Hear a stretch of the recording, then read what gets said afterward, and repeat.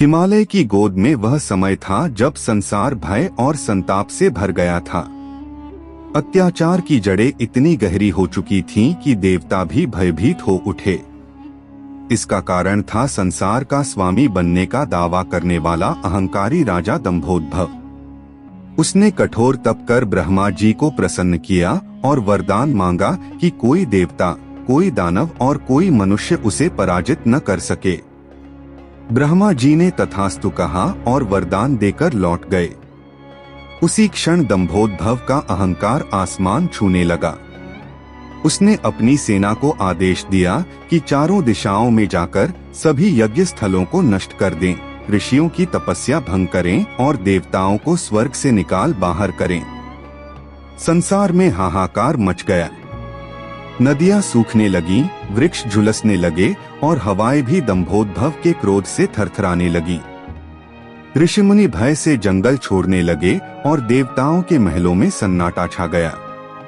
जब देवताओं ने अपनी हार स्वीकार कर ली तो वे सभी विष्णु लोक पहुँचे और भगवान विष्णु के चरणों में गिर पड़े। इंद्र ने करुण स्वर में कहा कि प्रभु, दंभोद्भव ने सारे लोकों का संतुलन बिगाड़ दिया है। यदि उसे रोका नहीं गया तो सृष्टि का विनाश निश्चित है। भगवान विष्णु ने गंभीरता से उत्तर दिया कि उसका वध किसी देवता, दानव या मनुष्य के हाथों नहीं हो सकता, परंतु अभी भी आशा है। नर और नारायण उसके अहंकार का अंत करेंगे। हिमालय की ऊंचाइयों पर स्थित बद्रिकाश्रम में नर और नारायण तपस्या में लीन थे। नर तेजस्वी और बलवान और नारायण शांत और करुणामय।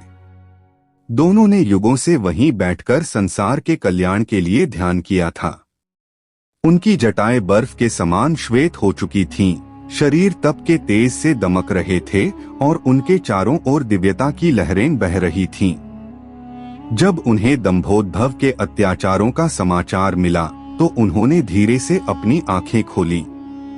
नर ने कहा कि भैया, अब समय आ गया है कि हम संसार की रक्षा के लिए अपना संकल्प पूरा करें। नारायण ने शांत स्वर में उत्तर दिया कि धर्म की रक्षा के लिए हमें जाना ही होगा। अहंकार जितना भी बड़ा हो, सत्य से बड़ा नहीं। दोनों ने अपने कमंडल उठाए और बद्रिकाश्रम से प्रस्थान किया। वे साधारण तपस्वियों के स्वरूप में थे। जटाजूट वाले बाल, कंधे पर लिपटा हुआ गेरुआ वस्त्र, हाथों में लकड़ी का दंड और पैरों में बंधी हुई पत्तियों की बनी पादुकाएं। उनका तेज इतना था कि हिमालय की हवाएं भी उनके मार्ग से हट गईं। मार्ग में पशु पक्षी तक उनके चरण स्पर्श करने को व्याकुल थे। जब वे दंभोद्भव के महल पहुँचे तो चारों ओर सोने के स्तंभों और रत्न जड़े दीवारों वाला भव्य दरबार दिखाई दिया। राजा सिंहासन पर बैठा था। उसके इर्द गिर्द चमकदार वस्त्रों में दरबारी और हथियारबंद सैनिक खड़े थे। नर और नारायण को देखकर दंभोद्भव ने उपहास करते हुए कहा, केवल दो साधु मुझे हराने आए हो? हाँ हाँ हाँ, मुझे न कोई देवता हरा सकता है, न दानव और न ही मनुष्य। तुम कौन हो? नर ने दृढ़ स्वर में कहा कि हम न देव हैं, न दानव और न ही साधारण मनुष्य। हम सत्य के रक्षक हैं। नारायण ने जोड़ा कि अहंकार का पतन निश्चित है, दंभोद्भव।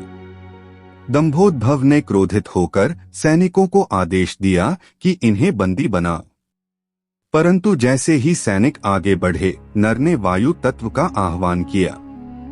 एक प्रचंड तूफान उठा और सैनिक उड़कर दूर जा गिरे। महल की दीवारें कांप उठीं, रथ उलट गए और तोरण द्वार टूटकर गिर पड़े। दरबारी भयभीत होकर स्तंभों के पीछे छिप गए।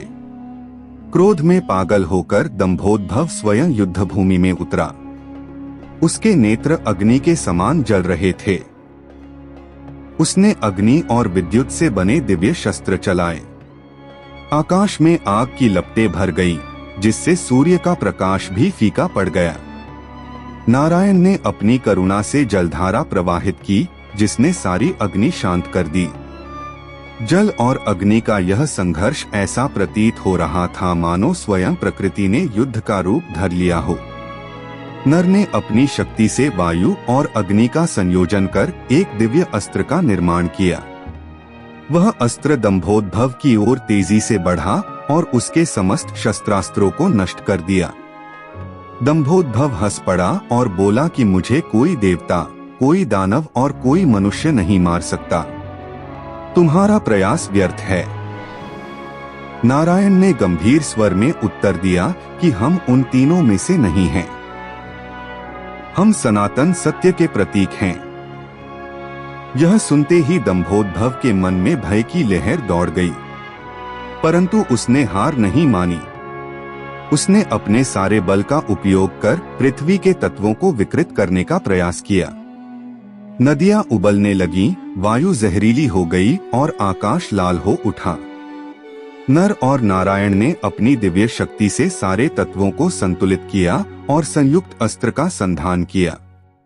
उस अस्त्र से निकली प्रकाश की अपार तरंगों ने दंभोद्भव को घेर लिया। वह अपने सारे प्रयासों के बाद भी उस दिव्य शक्ति के आगे टिक नहीं सका। उसका अहंकार चूर चूर हो गया। घुटनों पर गिरकर उसने कहा, मैं समझ गया कि मेरा अहंकार ही मेरा शत्रु था। कृपा करें और मुझे मोक्ष का मार्ग दिखाएं। नर ने कहा कि तपस्या ही तेरे पापों का प्रायश्चित है। नारायण ने आशीर्वाद दिया कि यह भूमि जहां तूने अहंकार त्याग कर शांति का वरण किया, युगों तक तप का केंद्र बनी रहेगी। दंभोद्भव ने अपने रत्नश्तित मुकुट को उतारकर नरनारायण के चरणों में रखा और हिमालय की ओर चल पड़ा। उसने संसार के वैभव का परित्याग कर साधु जीवन का वरण किया। नर और नारायण पुनः अपने ध्यान में लीन हो गए। हिमालय की वादियां उनके मंत्रों की गूंज से पवित्र हो उठीं। चारों ओर देवता और ऋषि उन्हें आशीर्वाद देने आए।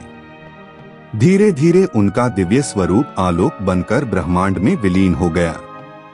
कहा जाता है कि वही बद्रिकाश्रम, जहां नर और नारायण ने सहस्रों वर्षों तक तप किया, कालांतर में बद्रीनाथ धाम के नाम से प्रसिद्ध हुआ।